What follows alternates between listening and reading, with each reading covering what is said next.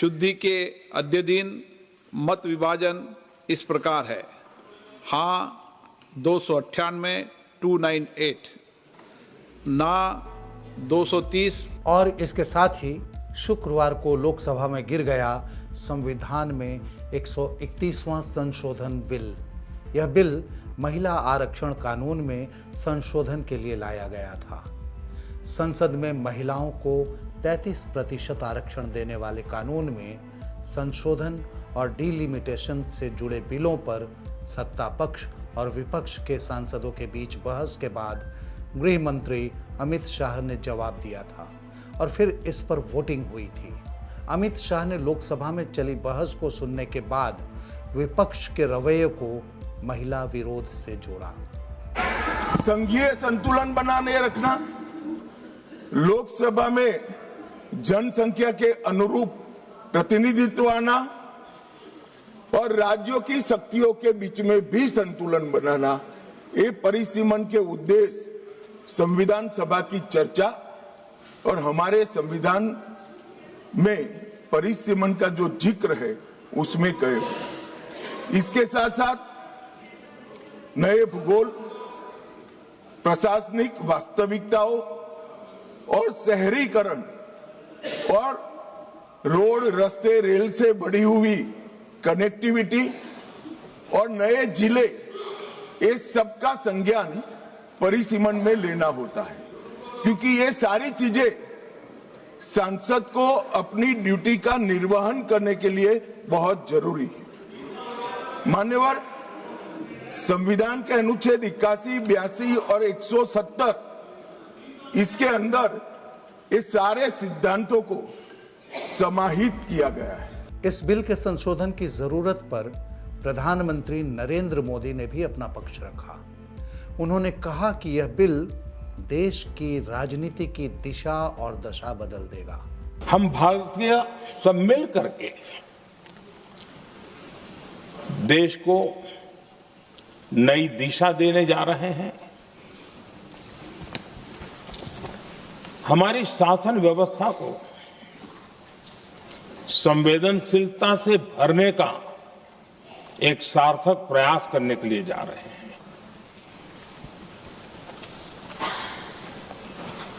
और मुझे विश्वास है कि इस मंथन से जो अमृत निकलेगा वो देश की राजनीति की भी उसके रूप स्वरूप को तो तय करने ही करने वाला है, लेकिन ये देश की दिशा और दशा भी तय करने वाला है। इतने महत्वपूर्ण मोड़ पर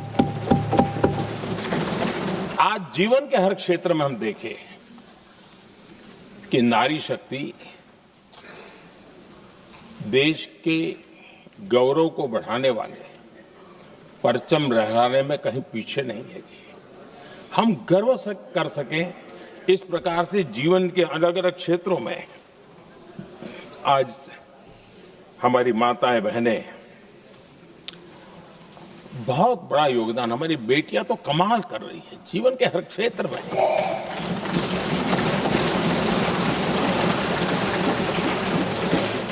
इतना बड़ा सामर्थ्य, उसको हम हिस्सेदारी से रोकने के लिए क्यों इतनी ताकत खपा रहे हैं जी? उनके जुड़ने से सामर्थ्य बढ़ने वाला है। और इसलिए मैं आज अपील करने आया हूं आपके पास कि इसको राजनीति के तराजू से मत तोलिए। ये राष्ट्रहित का निर्णय है।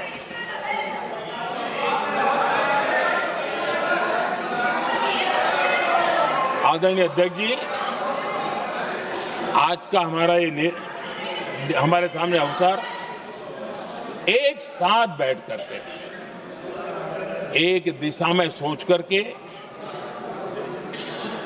विकसित भारत बनाने में हमारी नारी शक्ति की भागीदारी को एक खुले मन से निर्णय करने का अवसर है, स्वीकार करने का अवसर है। और मैंने जैसा पहले ही कहा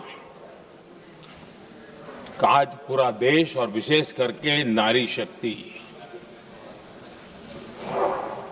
हमारे निर्णय तो देखेगी, लेकिन निर्णय से ज्यादा हमारी नीयत को देखेगी।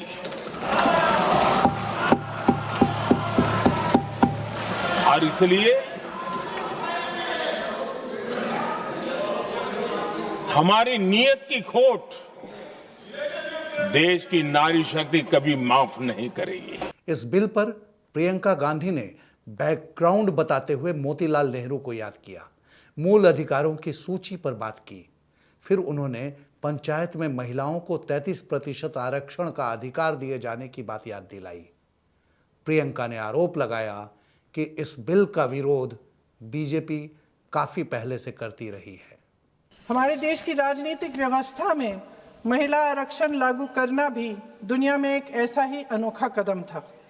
पंचायतों और नगर पालिकाओं में 33% आरक्षण का प्रावधान भी भारतीय राष्ट्रीय कांग्रेस की सरकार ने स्वर्गीय राजीव गांधी जी के नेतृत्व में सदन पटल पर पहली बार पेश किया, मगर उस समय ये प्रावधान पारित नहीं हो पाया। आज आदरणीय प्रधानमंत्री महोदय जी ने भी इसका जिक्र किया, लेकिन हमेशा की तरह उन्होंने आधी बात बोल दी। उन्होंने कहा, सदन को ये बताया कि विरोध करने वाले कौन थे, उन्होंने ये नहीं बताया। उन्होंने कहा कि इसका विरोध हुआ, कौन किसने विरोध किया और नहीं बताया। विरोध तो आप ही ने किया था। 2010 में स्वर्गीय प्रधानमंत्री डॉक्टर मनमोहन सिंह जी और यूपीए की अध्यक्ष श्रीमती सोनिया गांधी जी के नेतृत्व में कांग्रेस पार्टी ने लोकसभा और विधानसभा में महिलाओं को आरक्षण देने का फिर से प्रयास किया। राज्यसभा में इसे पारित भी कराया, लेकिन लोकसभा में आम सहमति नहीं बन पाई। 2018 में आदरणीय श्री राहुल गांधी जी ने मोदी जी को एक पत्र लिखा और उस पत्र में उन्होंने कहा कि ये महिला का जो आरक्षण है ये 2019 तक लागू हो जाना चाहिए। मुझे लगता है कि यहाँ आकर प्रधानमंत्री जी राहुल जी का मजाक तो बना लेते हैं, लेकिन घर जाके उनकी बातों पर गौर करते हैं, क्योंकि हम आज उसी बात पर चर्चा कर रहे हैं। वैसे आज प्रधानमंत्री जी की बातों से ये लगा कि भाजपा ही महिला आरक्षण के चैंपियन, प्रस्तावक और सबसे बड़े समर्थक रहे हैं। इनके पूरे भाषण में यही बात थी, जबकि ये कह रहे थे कि इन्हें इसका श्रेय नहीं चाहिए। कोई भी महिला आपको बता देगी कि बार बार बहकाने वाले पुरुषों को महिलाएं झट से पहचान लेती हैं। थोड़ी सावधानी बरत लीजिए, पकड़े जाएंगे। लोकसभा में महिला आरक्षण कानून और परिसीमन आयोग से जुड़े बिलों पर नेता प्रतिपक्ष राहुल गांधी ने कहा कि पहला सच तो यही है कि यह महिला आरक्षण बिल नहीं है। उन्होंने कहा कि महिला आरक्षण बिल तो 2023 में पारित हो चुका है। राहुल गांधी के मुताबिक ये बिल देश का चुनावी नक्शा बदलने की कोशिश है। यह बिल एसटी, एससी और ओबीसी के खिलाफ है, उनके अधिकार छीनने का एजेंडा है। राहुल गांधी ने कहा, इस बिल का महिला सशक्तिकरण से कोई मतलब नहीं, आप सत्ता हथियाने की कोशिश में हैं। ये बिल राष्ट्र विरोधी है, हम सरकार को ये नहीं करने देंगे। दक्षिण और उत्तर भारत के साथ भेदभाव हो रहा है, दलित और आदिवासी की भागीदारी कम हो रही है। राहुल गांधी ने कहा कि 2023 में महिला आरक्षण अधिनियम लागू हो चुका है और यह सही है कि केंद्र सरकार के कानून मंत्रालय ने इस बाबत अधिसूचना जारी की है। उस अधिसूचना के मुताबिक महिला आरक्षण अधिनियम 2023 गुरुवार 16 अप्रैल 2026 से लागू हो चुका है। इस कानून में संसद और राज्य विधानसभाओं में महिलाओं के लिए 33% आरक्षण का प्रावधान किया गया है। तब फिर सवाल उठता है कि जिस बिल पर बहस हो रही है वह क्या है और उस पर विवाद क्यों है।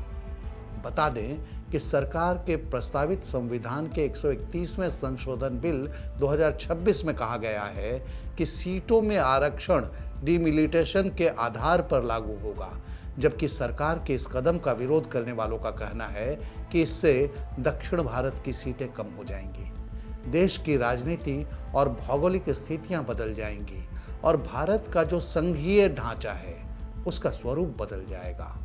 विरोध करने वालों का कहना है कि 33% आरक्षण जरूरी है। लोकसभा की मौजूदा 543 सीटों पर ही ये आरक्षण देना चाहिए, न कि डिलिमिटेशन के आधार पर बढ़ाई गई सीटों पर। बहरहाल लोकसभा में यह बिल पास नहीं हो सका।